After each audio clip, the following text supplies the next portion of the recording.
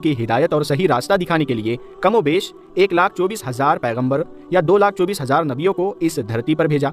ये सिलसिला हजरत आदम अलैहिस्सलाम से शुरू हुआ और हमारे प्यारे नबी हजरत मोहम्मद सल्लल्लाहु ताला अलैहि वसल्लम पर जाकर ख़त्म हुआ। इस तरह हमारे नबी सल्लल्लाहु अलैहि अस्सलाम वालेकुम वरहमतुल्लाहि वबरकातुहू। उम्मीद है आप लोग सब खैरियत से होंगे। मैं भी अल्हम्दुलिल्लाह अल्लाह का लाख लाख शुक्र एहसान खैरियत से हूँ।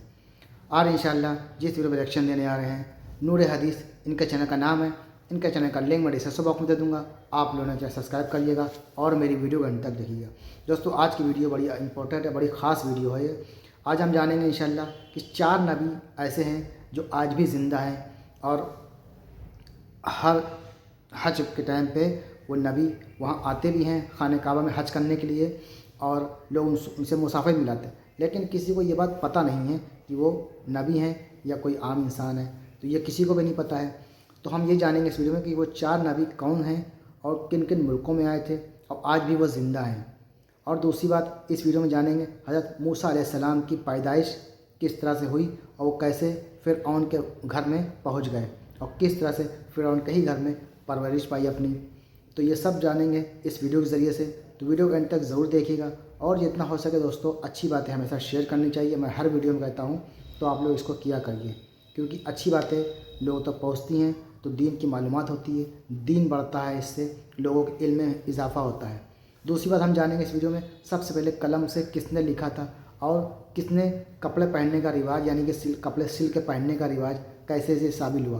तो चलिए आइए सब जानते हैं इस वीडियो में। तो वीडियो अंत तक ज़रूर देखिएगा और उससे अपनी कीमती राय कमेंट बॉक्स में ज़रूर बताइएगा।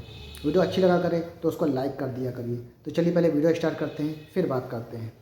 कितने अंबिया इकराम आज भी जिंदा है, कितने जमीन पर और कितने आसमान में हैं। साथ ही साथ आप ये भी जानेंगे कि दुनिया में सबसे पहले कलम से किसने लिखा और सिले हुए कपड़े पहनने की शुरुआत कब और किससे हुई। इसके अलावा आप ये भी जानेंगे कि हजरत मूसा अलैहिस्सलाम किस तरह फिरौन के घर पहुंचे और कैसे फिरौन ही के घर में बचपन में उनकी परवरिश हुई और उनका बचपन गुजरा। तो आइए हम वीडियो को शुरू करते हैं। सबसे पहले ये जान ले कि अल्लाह ताला ने इंसानों की हिदायत और सही रास्ता दिखाने के लिए कमोबेश 1,24,000 पैगंबर या 2,24,000 नबियों को इस धरती पर भेजा। ये सिलसिला हजरत आदम अलैहिस्सलाम से शुरू हुआ और हमारे प्यारे नबी हजरत मोहम्मद सल्लल्लाहु ताला अलैहि वसल्लम पर जाकर ख़त्म हुआ। इस तरह हमारे नबी सल्लल्लाहु अलैहि वसल्लम आखिरी नबी और आखिरी रसूल है। आपके बाद कोई नबी या रसूल इस दुनिया में नहीं आ सकता। इन अंबिया इकराम में 4 नबी ऐसे हैं जो आज भी जिंदा है, 2 जमीन पर और 2 आसमान में। जमीन पर हजरत इलियास अलैहिस्सलाम और हजरत खिज़र अलैहिस्सलाम हैं। ये दोनों हर साल हज के मौसम में काबा का तवाफ करने आते हैं और खुशनसीब लोग उनसे मुसाफा भी करते हैं। और आसमान में जो 2 नबी जिंदा हैं उनमें हजरत इदरीस अलैहिस्सलाम और हजरत ईसा अलैहिस्सलाम हैं। इन दोनों को जमीन से आसमान की तरफ उठा लिया गया। बुखारी शरीफ और मुस्लिम शरीफ की हदीस में है कि हुजूर नबी अकरम सल्लल्लाहु ताला अलैहि वसल्लम ने मेराज की रात चौथे आसमान पर हजरत इदरीस अलैहिस्सलाम को देखा। हजरत काब बिन अबार रदियल्लाहु ताला अन्हु से मरवी है कि हजरत इदरीस अलैहिस्सलाम ने मलकुल मौत से फरमाया कि मैं मौत का मजा चखना चाहता हूँ ताकि जान सकूं कि वो कैसी होती है। तुम मेरी रूह कब्जा करके दिखाओ। तो मलकुल मौत ने उनके हुक्म का पालन करते हुए उनकी रूह को कब्जा कर लिया या फिर उसी वक्त उनके जिस्म में वापस कर दिया और वो दोबारा जिंदा हो गए। इसके बाद हजरत इदरीस अलैहिस्सलाम ने फरमाया कि अब मुझे जहन्नम दिखा दो ताकि अल्लाह का खौफ जो हमारे दिल में है वो और ज्यादा हो जाए। इदरीस अलैहिस्सलाम ने जैसा फरिश्ते से फरमाया वैसा किया गया। हजरत इदरीस अलैहिस्सलाम जहन्नम को देखकर दरोगाए जहन्नम से फरमाया कि दरवाजा खोलो, मैं इस दरवाजे से गुजरना चाहता हूँ। तो फरिश्ते ने जहन्नम के दरवाजे को खोल दिया और हजरत इदरीस अलैहिस्सलाम उस दरवाजे के ऊपर से गुजर गए। फिर आपने यानी हजरत इदरीस ने मलकुल मौत से फरमाया कि मुझे जन्नत दिखाओ। मलकुल मौत ने हजरत इदरीस अलैहिस्सलाम को जन्नत में ले गए। हजरत इदरीस अलैहिस्सलाम दरवाजों को खोलकर जन्नत में दाखिल हुए।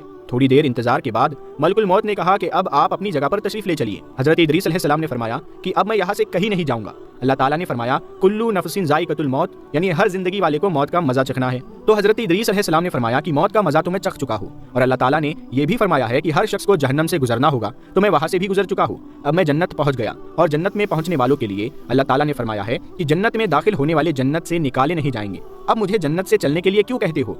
अल्लाह ताला ने मलकुल मौत को पैगाम भेजा कि हजरत इदरीस अलैहिस्सलाम ने जो कुछ किया मेरी इजाजत से किया और वो मेरी ही इजाजत से जन्नत के अंदर दाखिल हुए, लिहाजा तुम उन्हें छोड़ दो, वो जन्नत में ही रहेंगे। चुनांचे हजरत इदरीस अलैहिस्सलाम आसमानों के ऊपर जन्नत में है और वो जिंदा है। हजरत इदरीस अलैहिस्सलाम के आसमानों पर उठाए जाने और उनको मिलने वाली नेमतों का मुख्तसर तज़किरा कुरान मजीद की सूरह मरियम के अंदर है, जिसका तर्जुमा ये है और किताब में इदरीस को याद करो, बेशक वो सिद्दीक था, गैब की खबरें देता और हमने उसे बुलंद जगह पर उठा लिया। यही वो लोग हैं जिन पर अल्लाह ने एहसान किया। नबियों में से आदम की औलाद में से हजरत आदम अलैहिस्सलाम के वाक़िया से हमें यह सबक मिलता है कि अल्लाह ताला का रसूलों और नबियों पर कितना बड़ा फजलो करम है। इसीलिए हर मुसलमान के लिए वाजिब है کہ اللہ کے رسولوں اور نبیوں کی تعظیم اور تکریم کرے اور ان کا ادب ہر حال میں بجا لائے۔ حضرت ادریس علیہ السلام کا نام اخنخ ہے۔ حضرت ادریس علیہ السلام حضرت نوح علیہ السلام کے والد یعنی باپ کے دادا ہے۔ حضرت آدم علیہ السلام کے بعد حضرت ادریس علیہ السلام ہی پہلے رسول ہے۔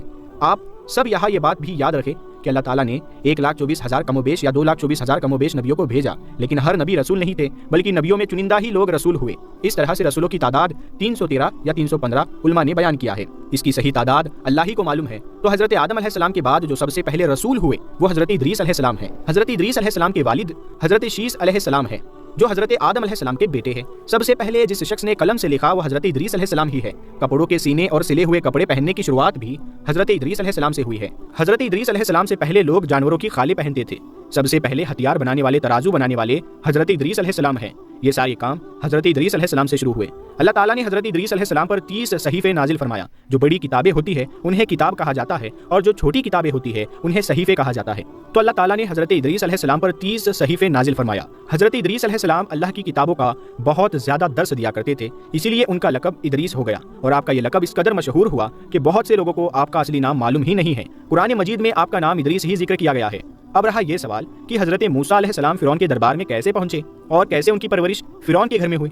تو ان کی اس واقعے کو جاننے سے پہلے آپ یہ جان لیں کہ پہلے زمانے میں جو بادشاہ ہوا کرتے تھے، جو راجہ مہاراجہ ہوا کرتے تھے، ان کے دربار میں نجومی لوگ رہا کرتے تھے، یعنی وہ لوگ رہا کرتے تھے جو آسمان کے ستاروں کو دیکھ کر کل کیا ہونے والا ہے اسے بتاتے تھے۔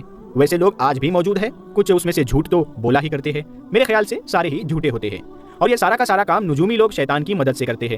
اور یہ کیسے کرتے تھے اس پر ایک ویڈیو ہم بنا چکے ہیں، جنات آسمان پر کیوں جاتے تھے نام سے آپ یہ ویڈیو دیکھ سکتے ہیں۔ تو فرعون کو نجومیوں نے یہ خبر دی تھی کہ بنی اسرائیل میں ایک ایسا بچہ پیدا ہوگا جو تیری حکومت کی بربادی کی وجہ بنے گا، اسی لیے فرعون نے اپنی فوج کو حکم یہ دیا کہ بنی اسرائیل میں جو بھی بچہ پیدا ہو اسے قتل کر دیا جائے۔ فرعون کا یہ حکم ملتے ہی اس کی فوج نے بڑا تہلکہ مچایا اور بنی اسرائیل میں پیدا ہونے والے ہر بچے کو قتل کر دیا۔ تو اب فرعون کے ہی لوگ فرعون کے دربار میں آئے اور یہ کہا کہ اگر بنی اسرائیل کو ایسے ہی قتل کیا جاتا رہا تو پھر ہماری غلامی کون کرے گا، کیونکہ کوئی پیدا ہو کر بچے گا نہیں، تو پھر ہمارے گھروں میں ہماری خدمت کون کرے گا، ہماری غلامی کون کرے گا، کیونکہ یہی لوگ ہماری خدمت کرتے ہیں، ہماری غلامی کرتے ہیں۔ تو فرعون نے اپنے فیصلے کو بدل دیا اور اپنی فوج سے یہ کہا کہ 1 سال بچوں کو پیدا ہونے دیا جائے، یعنی پیدا جو بھی ہو اسے زندہ رہنے دیا جائے، اور دوسرے سال جو بچے پیدا ہو انہیں قتل کر دیا جائے۔ تو جس سال یہ اجازت تھی کہ جو بھی بچے پیدا ہو انہیں قتل نہ کیا جائے، تو اس سال میں حضرت موسیٰ علیہ السلام کے بڑے بھائی حضرت ہارون علیہ السلام پیدا ہوئے، اور جس سال یہ حکم تھا کہ پیدا ہوتے ہی بچوں کو قتل کر دیا جائے بلکہ اس کے حمل کو گرا دیا جائے، اس سال حضرت موسیٰ علیہ السلام پیدا ہو گئے۔ تو جب حضرت موسیٰ علیہ السلام اپنی ماں کے شکم میں یعنی پیٹ میں آئے تو ان کی ماں بہت ہی خوفزدہ ہو گئی،